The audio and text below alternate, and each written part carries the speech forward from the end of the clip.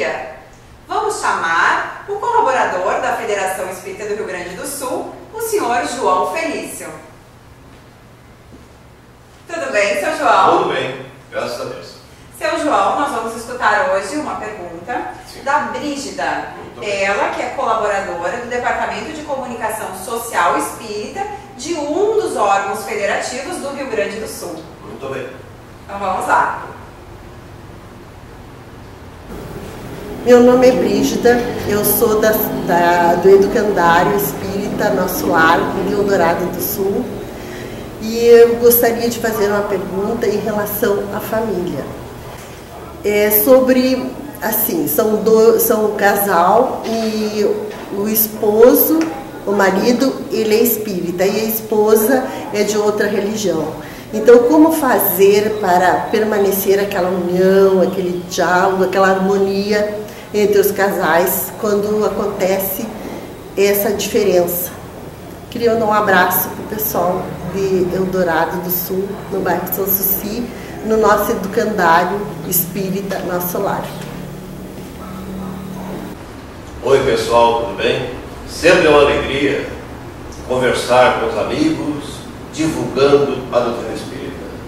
E a pergunta de hoje da nossa irmã Brígida: como conciliar a harmonia dentro de um lar quando um dos cônjuges professa a doutrina espírita e o outro um outro segmento religioso? Meus amigos, Jesus, quando aqui passou, não elegeu nenhum segmento religioso. Simplesmente ele elegeu a lei de amor. E ao sintetizar os 10 mandamentos, nos deixou bastante claro que nós deveríamos amar a Deus sobre todas as coisas e o próximo como a nós mesmos. O Evangelho segundo o Espiritismo, lá no seu capítulo 22, quando vai nos falar sobre o matrimônio, nos deixa bastante claro que quando o coração toma parte nessa união, o homem jamais o separa. E as prole resultantes deste matrimônio seguirão uma só orientação. Uma outra passagem bastante importante para nós neste momento é quando o Mestre vai nos dizer: os meus discípulos serão reconhecidos por muitos se amarem. Então, no caso em questão, a doutrina espírita não tem nenhum preconceito com qualquer segmento religioso. Religião é para trazer a paz para dentro do nosso lar. Então nós vemos com bons olhos o dia que a esposa, que não é espírita, convidar o seu marido para assistir uma solenidade, um culto, onde a nossa irmã frequente, para, em nome da harmonia do casal, o esposo pode comparecer. E o inverso também é verdadeiro, porque se o Mestre recomendou que o que está vigendo é a lei de amor para toda a humanidade, religião são apenas rótulos que nós ainda precisamos para chegar ao Criador. Então, quando o Mestre nos diz, lá em Mateus, capítulo 19, essa passagem é bastante significativa, quando o Mestre nos diz, e Mateus recolheu, que o homem deixará seu pai e sua mãe para se unir à sua mulher. Será que esse deixar não seria muito mais significativo do que simplesmente a parte literal da palavra deixar? Não seria um conhecimento que o o Mestre estava nos dando, deixar os nossos hábitos de solteiros, os nossos hábitos familiares, para formar um novo grupo, lembramos também que vivemos num plano de prova e expiações, que a maioria de nossas uniões são uniões provacionais, outras de renúncia, e aquela união onde os espíritos são afins são muito raras ainda em nosso plano. Agora estamos falando para os casais que realmente se uniram com uma proposta séria, em nome de Deus.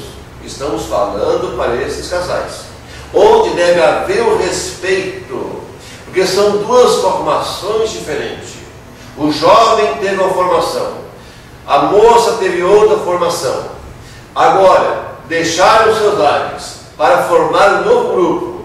É preciso que haja o respeito, a idoneidade moral, fazer ao outro que gostaria que fosse feito para ser, falar ao outro que gostaria de ouvir, cada um dos cônjuges enaltecer a sua esposa, enaltecer o seu esposo, e jamais fazer comparações. Quando eu estava em casa, todos os meses eu comprava um par de calçado, todos os meses eu comprava uma roupa nova. Depois que eu me casei, faz mais de 2 anos, não comprei mais nenhum vestido, não comprei mais nenhum par de calçado. Isso machuca, fere muito o companheiro. Então deve haver a união, a conciliação.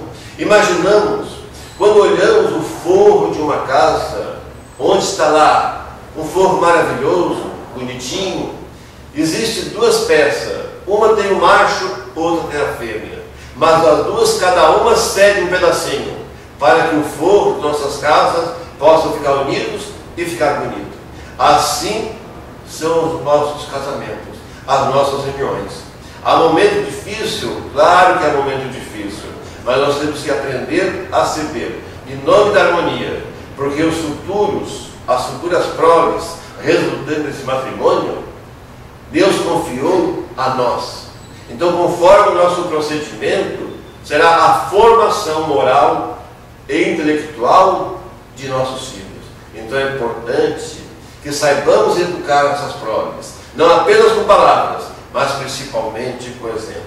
Então, repetimos, amar a Deus sobre todas as coisas e o próximo como a si mesmo. Então, o mais próximo neste momento são os cônjuges, que vivem 24 horas por dia, lado a lado, tendo as dificuldades, mas procuramos solucionar. Jamais deve faltar o diálogo dentro de um casal, porque quando falta o diálogo, é o primeiro caminho para dormir em cama separada. Aí já não existe o amor, já não existe o respeito. Então, a doutrina espírita, ainda neste capítulo 22 do Evangelho segundo o Espiritismo, não é contrário ao divórcio. O divórcio só veio para oficializar o que já está separado. Antes de que aconteça uma tragédia maior, antes que haja um comprometimento maior com a justiça divina, então é preferível que ambos sigam seus caminhos e que sejam felizes, mas que não contrariam nova dívida na presente existência. Porque o dia que estiverem mais amadurecidos, irão retornar para se unir e para se amar e para se entender. Que Jesus ilumine todos os nossos pensamentos e nos conduza nessa nova tarefa de divulgar a doutrina dos Espíritos. E assim seja. Muita paz.